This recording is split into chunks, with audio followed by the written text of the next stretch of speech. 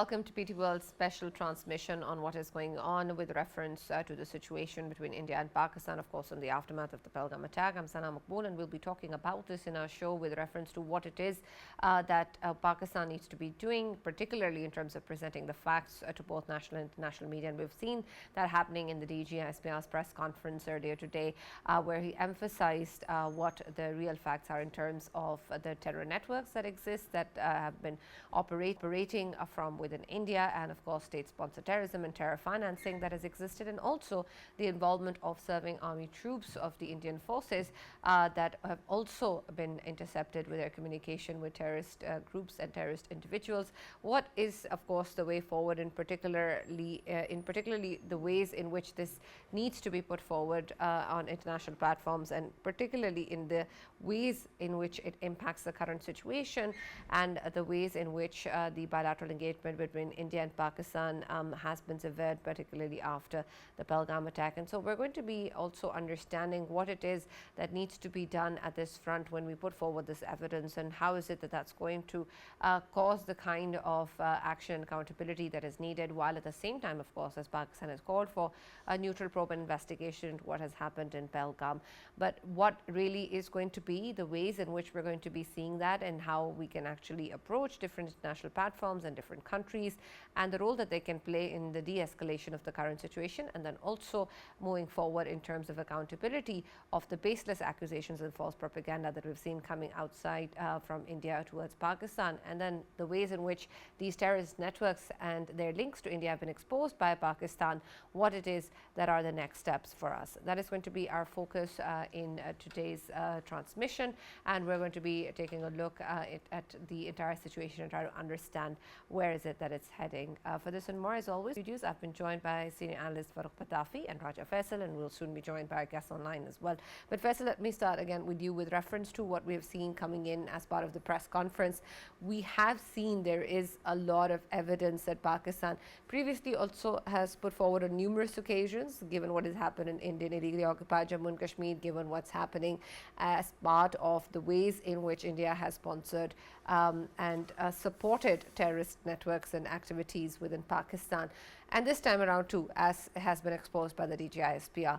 But what does that entail in terms of any accountability or consequence for India? How is this evidence going to be played out and result in actual tangible steps? Yes, and obviously when we talk about this particular case, of course, this is going to be piled up against India. We know that certain evidence is related to, similar evidence is related to India's involvement in terms of facilitating and financing terrorism in Pakistan from the Western Front. Of course, that had always been there.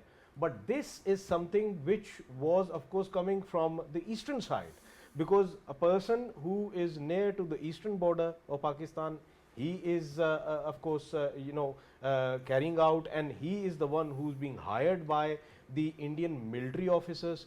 In the previous cases, of course, we saw that the Indian intelligence was involved, because Commander Kulbhushan Jadhav was, of course, Indian Navy man, but of course he was working for RAW, at the behest of RAW. Whatever he was doing in Pakistan, of course, we know that we have him, we caught him red-handed, and he's someone who was facilitating, financing terrorism, and there are many other ways through which they have been financing. There are many Middle Eastern countries from where they were utilizing the service of Hawala or Hundi, that has been used for financing the terrorism.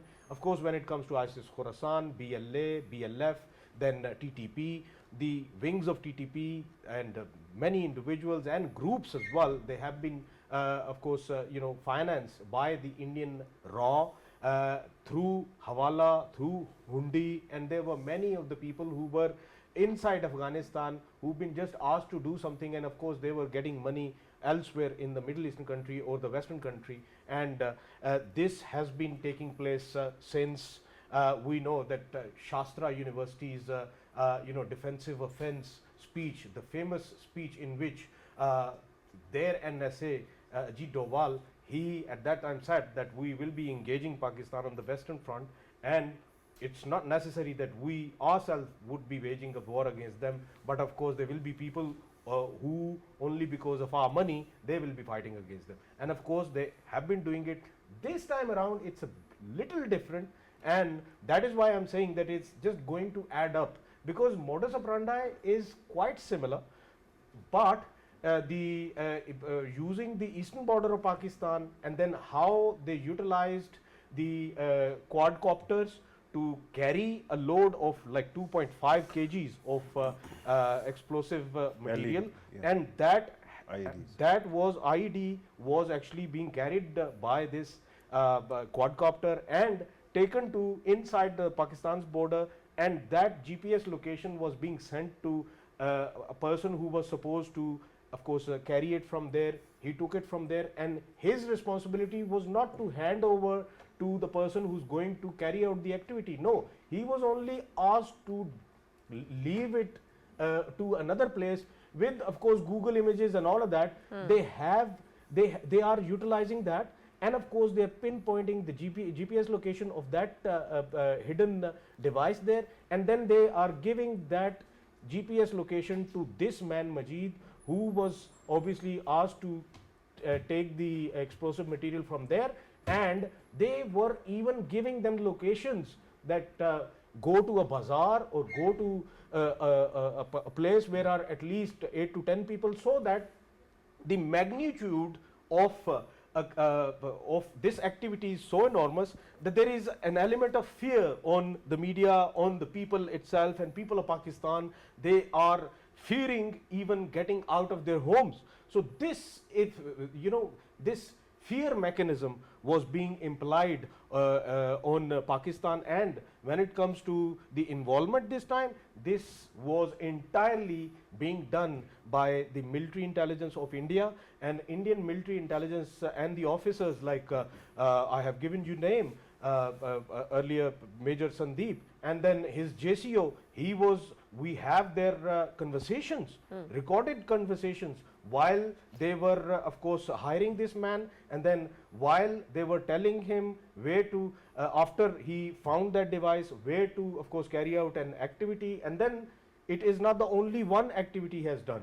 He has done multiple activities in different locations. That is why we have been, since a year or more than a year, we have been, of course, in this very program, we have been discussing that there are individuals, Pakistani citizens, who have been, who have been the victims of this menace, victims of this cross-border terrorism, which was actually being, pushed from the Indian side. So this is a sort of more tangible evidence in a way that previously it was just the raw which was being dubbed as exporting terrorism, and of course on the behest of Indian government they have been doing, and it has been shown that somehow Indian military itself is maybe not involved, but this time they are hand and glove, and they are the ones who are actually doing all of these activities, and the proof is there, and I think this is going to be very important on top of whatever we already had, and this is going to be crucial in a way that the portrayal of Indian military, if they are doing it with Pakistan in terms of cross-border terrorism, the very Indian military that keeps on claiming that Pakistan is the country that is actually exporting terrorism to the other countries.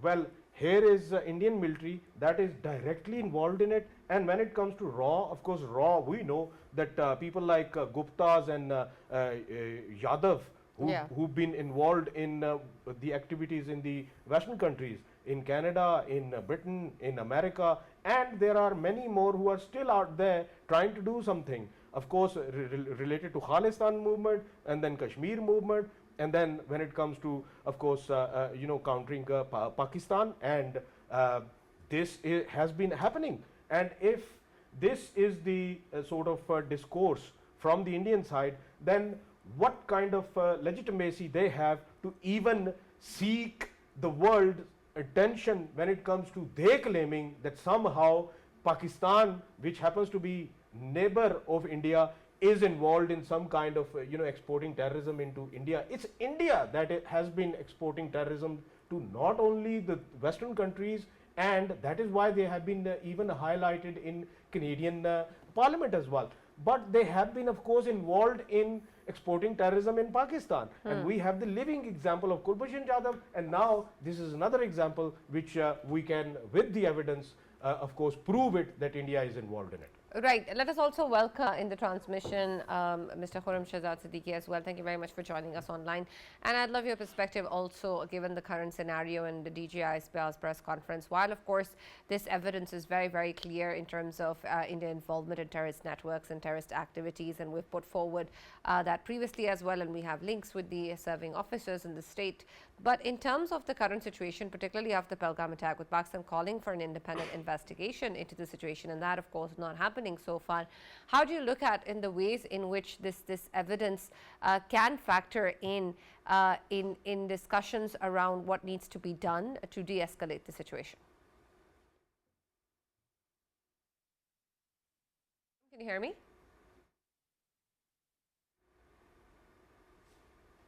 Unfortunately, I don't think we've been able to connect yet, but we'll try and come back to it later. But Farooq, same question to you with reference to how it is that we can actually connect this in any efforts towards de-escalation. Right, Sana, first of all, it is important to understand what the enemy is doing and what exactly is the extent of the damage they are trying to inflict upon you. So today, when DG ISPR actually stood there and spoke, it was a moment of great validation for me. You know, for past 11 years at least, I've been writing for 30, but for past 11 years, I've been repeated, since Modi ji came to power, I've repeatedly flagged that strange things are happening in Pakistan, and that there are elements that seem to be undermining Pakistan's interests from within. And that included kinetic terrorist acts like these.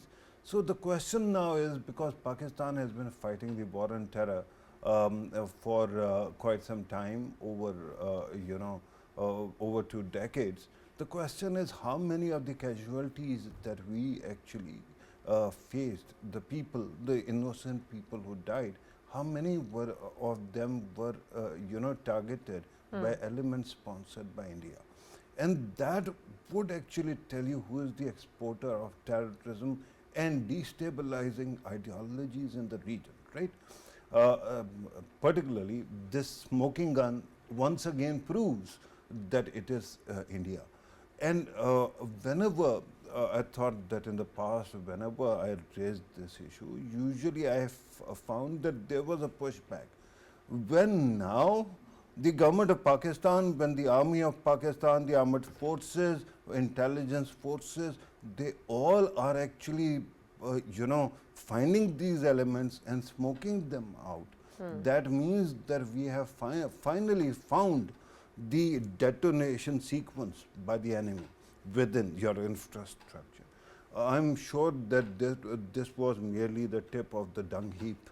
The more you dig, the more you're going to find. But the fact that this has happened actually proves that you have the elements in control, and now you can fight back. You can contain the damage being done to your country. Remember when suddenly Sikhs were being killed in Pakistan, and our media started saying, look, this shows Pakistan has bigotry. But then it turned out that it was essentially Indian-sponsored campaign, Guardian's report and umpteen other reports. At this moment, India does what it is doing. Number one, it gifted us, consolidation of our own sentiments within the country. Now, every Pakistani is on board and supporting Pakistan's cause. Then what they did was that they, one by one, took their allies, annoyed the hell out of them, parceled them, and handed them over to us, right? They annoyed Canada, they alienated America, they have been actually bickering with UK, they have been bickering with so many other countries, right? Because under Hindutva's maximalist or muscular ideology, what they want is that everybody just bows down and claims or tenders and says that they are great. Meanwhile, their own circus goes on their television. So with that kind of a situation, I think that they have already done the damage to themselves. Now the end result is, the final one, I think that if this situation keeps on lingering, that they are actually parceling their own people and gift wrapping them and handing us over their sentiment also. Why? Because in the end, it is whichever way they go, it is a lose proposition for India. If they escalate and start a war, we will die, but so will you, right? If they don't, this tiger is going to attack them. And then there are going to be moderate forces who are going to ask, what did we get out of this brinkmanship? So I think at this moment, all over the world, I think all great powers at this moment, they might not be able to say it on record, but their sentiment is with us. Who does this stupid thing, or declaring or showing that you're going to war without evidence? You still haven't arraigned the people, the actual culprits who survived. They came, they killed your people and walked away. Yeah. Your police was not deployed, your support staff was not there, and it continued. Your police could not reach there for 2 hours.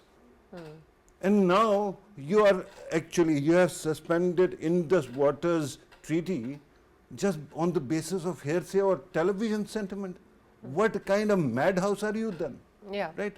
So I think at this moment, the more India actually keeps on getting crazy, it is helping Pakistan in gaining more traction. If that happens, unfortunately, if tomorrow they decide to attack or do something, then the sentiment will be on our side. But the problem is, de-escalation is something that Indian government will have to look within to find solution to. For 5 days consecutively, I have given you solution, very simple solution. Find the actual perpetrators, punish them. We don't want your citizens, your unarmed civilians to die, right? We don't actually support any such thing. But those people are there, not here. Find them, punish them, right? Then make it local. Talk about what is going on in Kashmir, right? And then try to handle it. Finally, use any of our common friends. They all are willing. I checked with all of them, at least the office bearers. They all are on board. If India agrees, they can be behind the scenes, using their good offices, interaction between India and Pakistan, where if you have some actual credible evidence, then hand it over.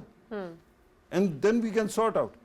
But in the end, you will have to restore IWT, because India at this moment is trying to, lure America into some kind of concessions on trade and all that. Everything is an agreement. If you suspend one agreement, your credibility goes to, cleaners. Yeah. Why would you want to do that? So India will have to, de-escalate on its own. If it doesn't read the moment, if it doesn't understand it, then we all are doomed. We are. Otherwise, if there are saner voices there and who prevail, then there can be de-escalation. And I'll come to you, Faisal. While we talk about this independent probe being very important, it is, of course, very essential to understand who's actually going to do it. How are we going to ensure it's, in fact, transparent? I know Pakistan has offered, Pakistan has agreed and called for these investigations. But how do we make that happen in terms of real investigations, a real probe into what has been going on? And is India even capable of allowing that or providing that? Well, so far, Sana, I think this is the best question. Reason being, we are seeking this kind of intervening from a country that has never even allowed the, the media personnel from the Western countries. I mean, they have been seeking media personnel, the journalists, they have been asking for getting into Kashmir since a long time, and they are not allowed to get in there. And now we are seeking this from India, and of course India knows what India has done, and they don't want to make a fool out of themselves, so they will never allow this. But if they do so, I think if India believes that it has nothing to do with this particular activity and it is not a false flag, then of course they should allow it. And if they do allow it, then the countries like China. Why I say this?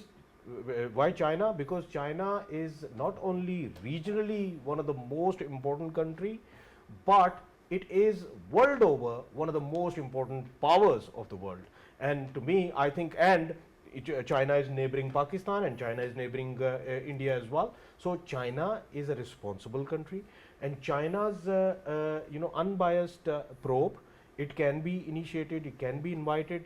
When we talk about the Americans, they can intervene. When we take a forum like United Nations Security Council, we can highlight it there that we are seeking it. If India is truthful enough and India has nothing to be worried about, then why not India, of course, allows the investigative teams to enter in there and probe by themselves how it happened and who must have been involved in it, so that everything is crystal clear. And then they should be asking India on what basis they took the initiatives of IWT, of course, abrogating that, as we know that abrogation is something they really love to do since few years. Yeah, few years they have been involved in lots of abrogations, be it their own constitution or be it their own social domains. Of course, they love to abrogate things. Now, I think these are the real questions that needs to be probed, and of course that probe should be a very important one, and that could be from United Kingdoms as well. UK can play its role, then Americans can play their role, and then European Union can play its role.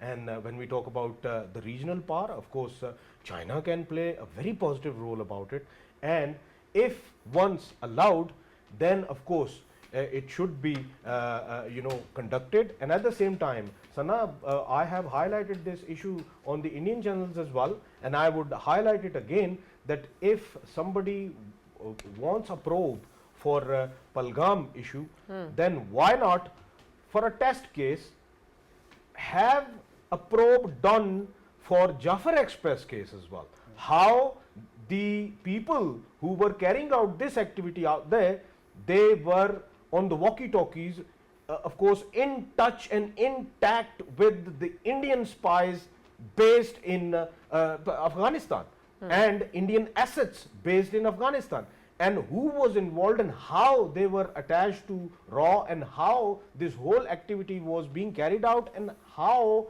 minute to minute briefs they have been being given to New Delhi, and then New Delhi was making sure that within 2 minutes everything was being aired on the Indian news channels. I mean, I was sitting there in the news channels, and even my mobile wasn't ringing that much. I'm a Pakistani journalist, and a good one maybe. And if somebody is not getting in touch with me with these kind of intels, brief intels, what's going on and how it's happening and all, and they were of course claiming it. How is it possible? The only way it is possible through is that you have an organization, a very well planned organization behind you that is actually feeding you all of the information. And where do they get from that information? Where do they get it from? They are getting it from the very people who are actually doing it, and this needs to be probed.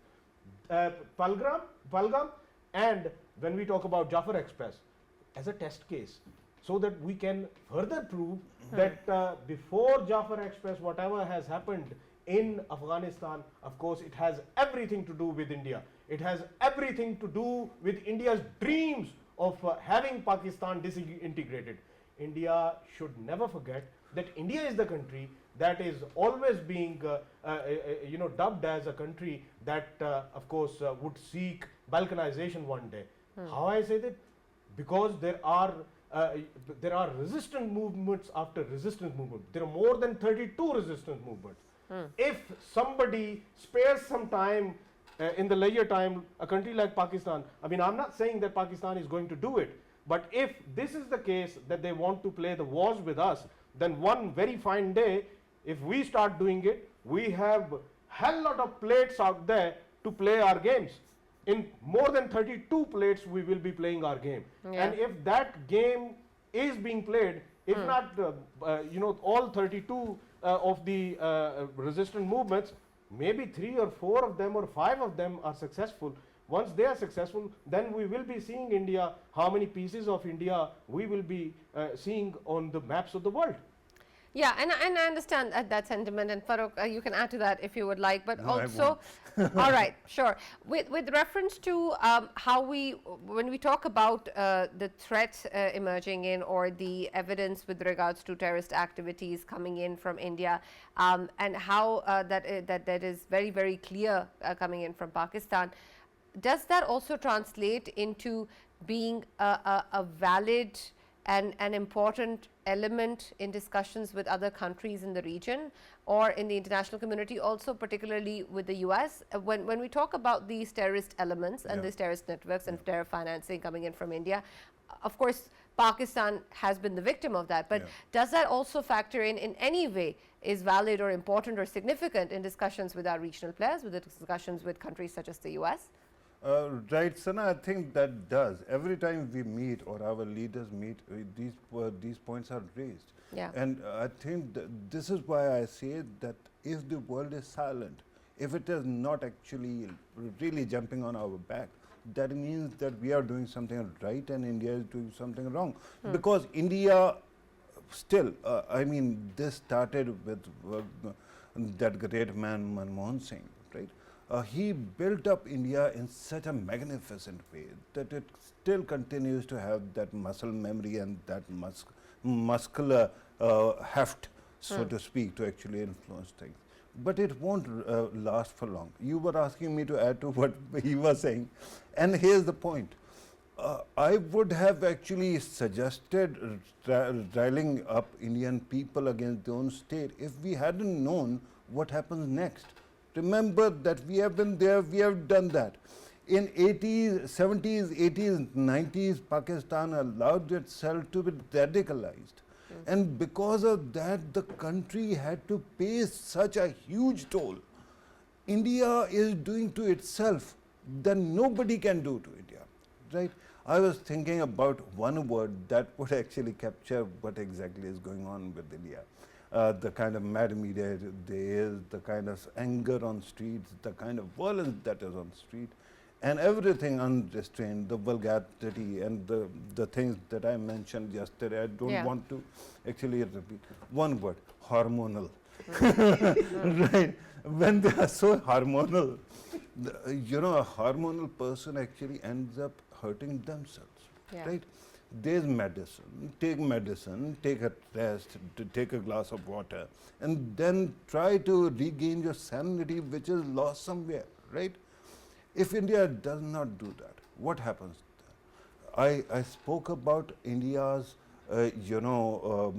diaspora yesterday, that those poor souls who have actually with their own hands built up India by staying outside but helping their country.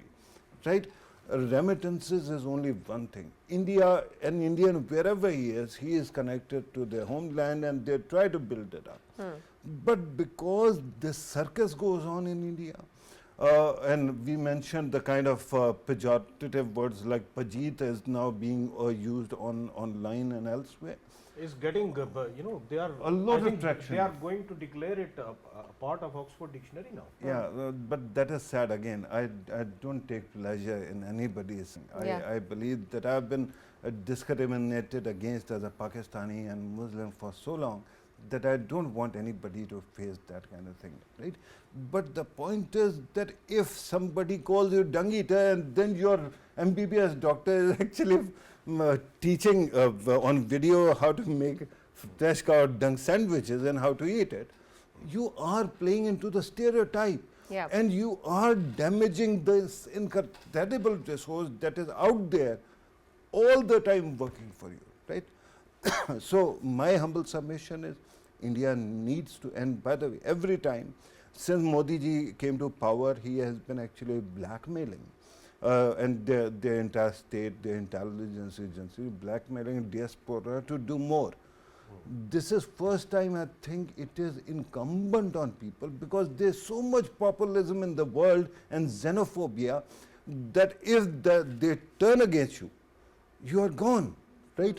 So what is important is the diaspora should step in, slap some sense into their own people, their own mother country, and tell them, please, you're damaging your future, our future, everyone's future.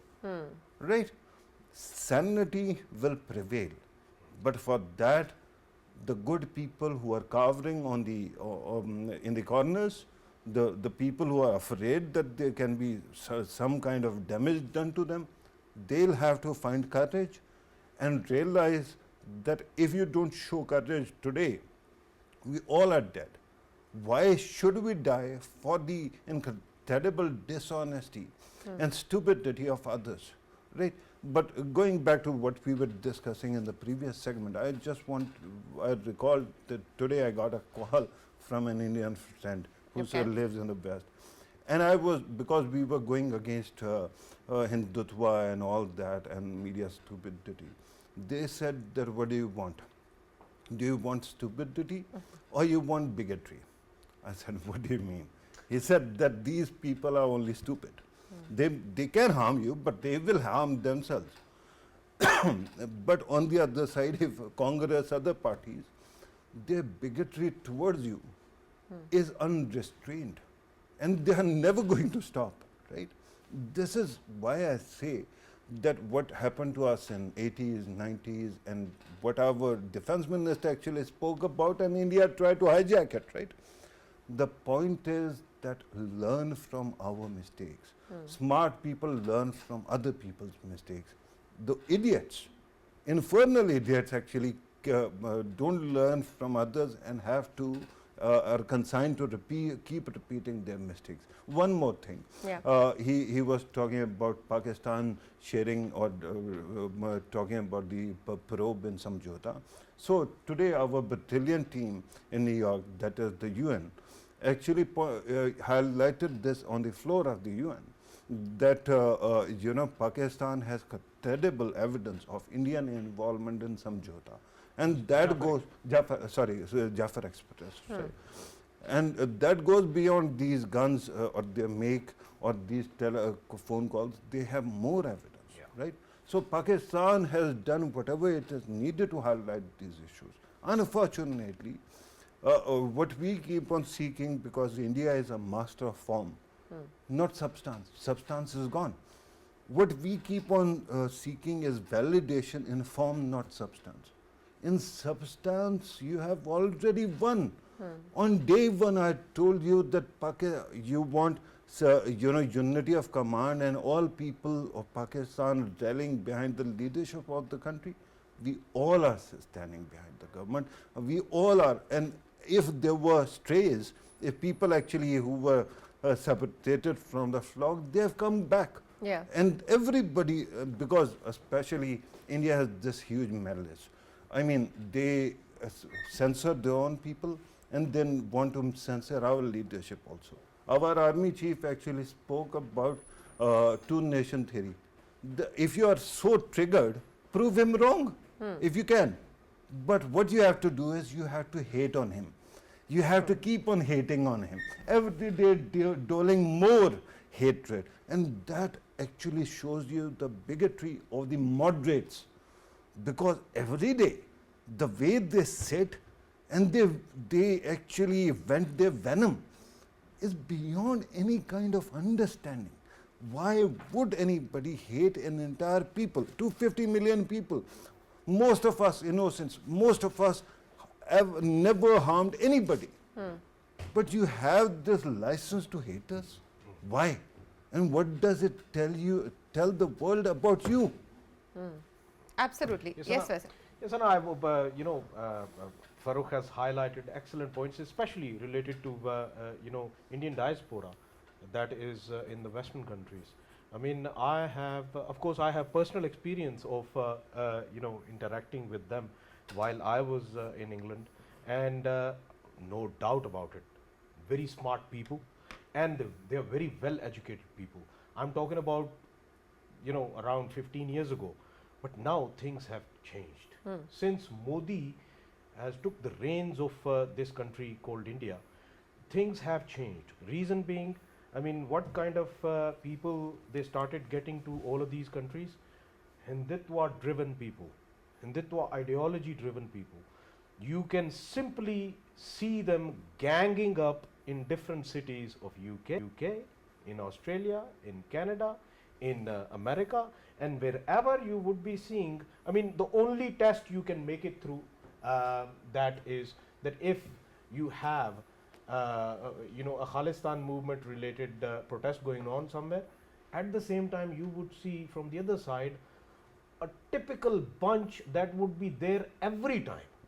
And that bunch is actually Jai Shri Ram, Jai Shri Ram, and carrying the plastic machines and all of that stuff, showing that we will wage a war against all of you.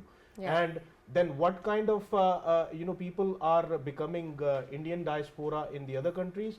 Those who are attached with the gangs like Goldie Brar gang, gangs like Lawrence Bishnoi gang, and these are the very two names which were highlighted by the Canadian Prime Minister in Canadian Parliament. And these are the people who are there, and their only mission is to, of course, wage a war against anyone who actually comes against India or comes against. And what kind of flags I was looking at, I mean, very recently, the flag in which one side is India's flag and the other one is Israel's flag, and they have been raising these kind of flags. And would you believe that these are the very people of Indian diaspora that have been part of anti-Palestine protests in London, anti-Palestine protests in New York, anti-Palestine protests in Toronto, and in Melbourne, in Sydney, you name it. Maybe all of these Israelis, probably they don't have the right number. So India is blessed with the number of people, Yeah. India is blessed with the population. So all of these people, they actually stand with them, and they are standing with the genocide, knowing that the whole world is calling it genocide. Right. Even the Jews themselves, they are protesting against the Zionists. Still, they would be standing the Zionists because they love the idea. Don't forget that these are the very people who actually raised the swastikas, and swastika is very well known and very famous for being the emblem of the Nazis. These are mentally Nazis, the ones who are in. And at the same time, I would say that there are sane voices, there are sane people from Indian diaspora as well.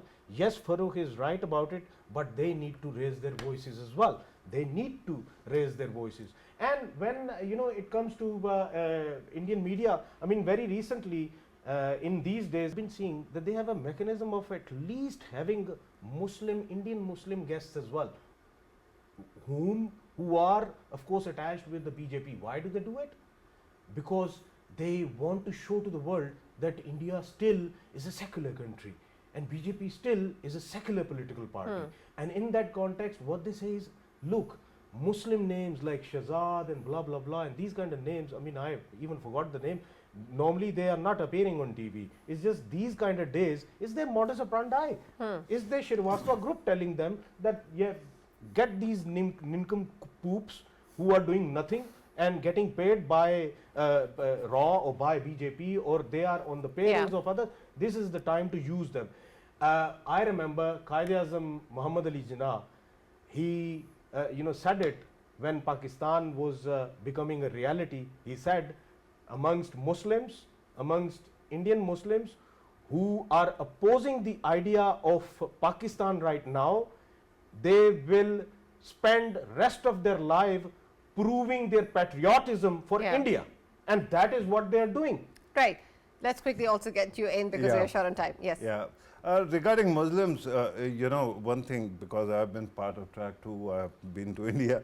So the first thing that happens, and you don't envy that, is that Indian Muslims have to really work hard to prove their loyalty to Indian state. So what happens is, first thing in a meeting, they will launch at you the Indian Muslims. MJ Akbar was our host, and he just offloaded at Pakistan, and I'm saying, hello, we are here for peace. Why are you berating us? We have traveled so long, right? But this is the kind of stupidity that is there. Bigotry has, and this circus was constructed by whom? It was actually created by Congress, by the secular elites, right? And I totally agree with Air Marshal when he was saying that South doesn't care, because South is such an independent entity and beautiful one, right? Been there as well, and they are beautiful people, right? Rest of India is beautiful also. I'm not saying that is not the case. Regarding Indian diaspora, most of the friends that I have there are such amazing people, and I take pride in knowing them, and I take pride in the fact that the West and the world democracies see the goodness in people, right? Faisal was talking about certain elements. Of course, the mad cow disease is universal. There are certain people of foot and mouth disease. For example, when Gaza operation started, right? At that time, one Indian, one of these elements actually made a video and sent it out that Israel, we stand with you, right? And Israeli girls, I want to marry you. Girls, I want to marry you. So answer was, your idol worshipper, we don't want to marry you. Right. But just look, it actually proves the army chief's point. This two-nation theory has now gone nuclear, right? Because India, why is Indians actually siding with Israel? Are they doing it because they love Judaism? No, they love Hitler, right? Why? Because Israel is fighting with Muslims, right? And by association, enemy of, friend of your enemy is your enemy, Right. By the way, I wanted to just say that after today's press conference, I wanted to thank two people. One, the army chief. I think that he has shown, and he still continues to show, how a military leadership of a country should be actually behaving when there's such a situation. And I must also compliment and salute the Prime Minister of Pakistan, because I think that while a lot of Pakistani politicians have waffled, he has stood his ground and has been quite visible. Right, absolutely. Sana, I just wanted to Yes. add one He more has we're he about has to to end. have the last word. about people from south of India. Astonishingly, these people, with first immediate language they speak from their own area, the second language they can speak is English, not Hindi. Yeah. I mean, a clear majority of these people, they can't even speak Hindi. Right, Yeah. we've got to conclude here. You don't have No, to no, have the I last have to, word. I have to very quickly, I just wanted to say, whenever I look at the infinite possibilities like AI, computers, and so much is going on, and then I look at the kind of debate that Indians are forcing us to actually get involved in, I say that for heaven's sake, look at the future, look at your children, Right. and stop hating for the sake of it. Right, we've got to conclude. Thank you very much, Faisal and Farooq, for joining us. That's all that we have time for. We'll now see you tomorrow.